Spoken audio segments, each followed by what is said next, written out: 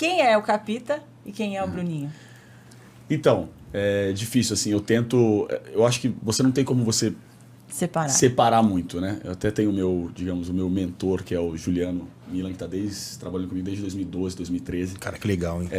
Isso é uma coisa que a gente quer uma muito coisa saber a respeito. Exatamente. E eu vejo que poucos atletas têm. Ainda mais naquela época, né? Você Falou. tá falando de 11 anos atrás, né? 2012, 2013. Verdade. E ele falando, você não consegue separar quem você é mesmo, dentro e fora de quadra. Mas eu tento equilibrar um pouco, né? A gente sabe que o esporte ele é um lugar onde a competição ela é muito grande, né? Então a competitividade, né? Em cada dia, né? Seja no treinamento, seja nos jogos, ela é muito grande. E fora da quadra, você, entre aspas, você precisa equilibrar como? Você vai continuar com essa adrenalina ao máximo? Então, assim, eu tento, fora da quadra, ser um pouco mais tranquilo, levar minha vida um pouquinho mais pacata, digamos, curtir um pouco mais, né? Então, é a maneira que eu encontrei de equilibrar, né? Eu acho que aquela vontade, a competitividade, a adrenalina de estar toda hora, intensidade, né? No nosso dia a dia, de trabalho, de jogos e tal. E com fora ser um cara mais tranquilo, de tentar curtir a vida, entendeu? Família, amigos e ser um pouco mais equilibrado em relação a isso. Acho que foi a maneira que eu encontrei para nos dois lados, né, da minha vida conseguir fluir bem. Como que começou essa sua relação com o Juliano? Assim, porque eu imagino que você tenha vivido uma virada de chave, né? Você é filho do Bernardinho, que é o cara também. E você vive esse universo desde pequeno, acredito eu. Então, acredito que talvez alguma coisa tenha clicado para você, de você querer buscar isso. Porque hoje, esse lugar de ter um mentor, ele até ficou meio banalizado. E talvez seja legal você falar sobre isso. Porque se você tem um mentor que realmente te coloca num caminho legal, você pode se desenvolver mentalmente absurdamente, né? Você tem que ter um guia, né? Aquele guia referência. Talvez poderia ser o pai, talvez... Mas, assim, eu acho bem legal esse tipo de atitude, né? A gente tem os familiares, como o pai, que Sim. já é uma referência, mas tem alguém ainda de fora que te passa outra visão, né? E te digo mais, assim, claro, seu pai é maravilhoso, mas assim, tem muitas pessoas que não têm essa referência. Não tem referência dentro de casa, não tem para quem perguntar, não tem um guia. Graças a Deus, eu tive na minha vida, né? Tanto meu pai quanto minha mãe, minha família, que foram todos do esporte, Sim. basicamente. Verdade. Então, os valores do esporte muito, muito fortes, né? Dentro da nossa casa. Mas eles não trabalham com isso, né? Lógico que meu pai, ao longo dos anos, por ter treinado tantas equipes, você vai entendendo e gerenciando cada vez melhor, né, os seus comandados, os seus Verdade. Atletas e tal, mas é diferente. Cara, ele não é um psicólogo, ele não trabalhou nessa parte. Então, assim, a parte de emoções, ela é um pouco... E aí foi onde eu busquei. Foi depois das Olimpíadas de Londres, em 2012. Foi um momento...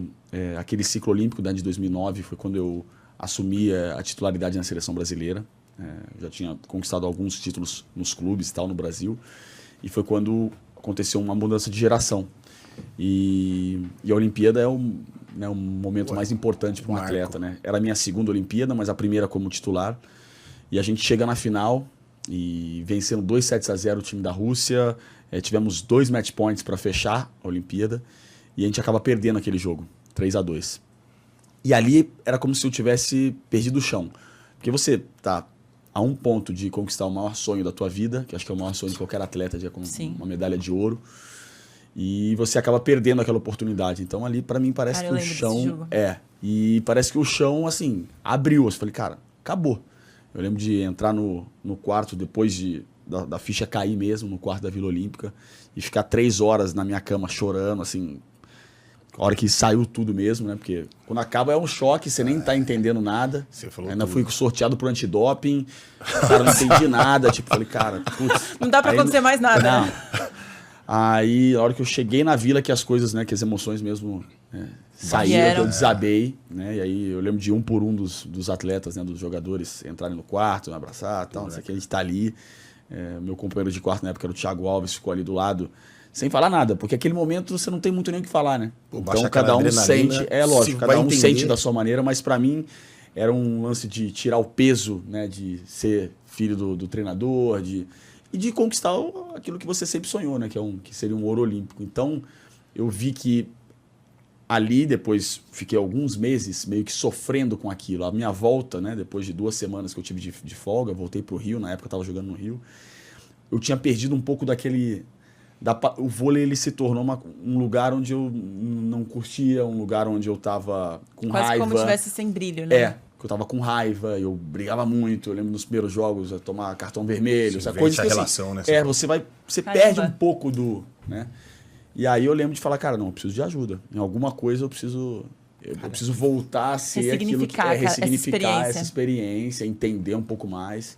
E claro, assim, eu me senti naquela Olimpíada totalmente preparado, fisicamente, taticamente, tecnicamente, mas talvez eu ainda faltasse alguma coisa aqui que me desse esse upgrade, esse up para conquistar algo que fosse grandioso, como é um ouro olímpico.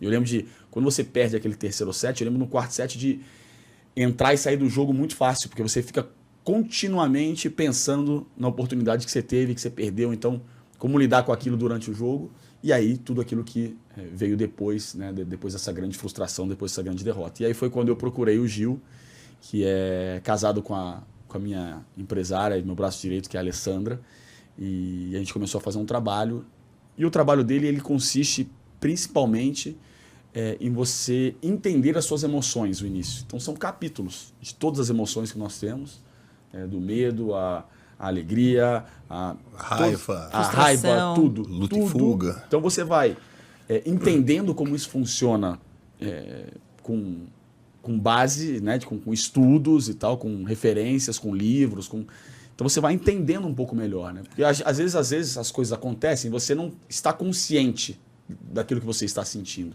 Então o trabalho com ele foram anos até eu me tornar mais consciente daquilo que estava acontecendo.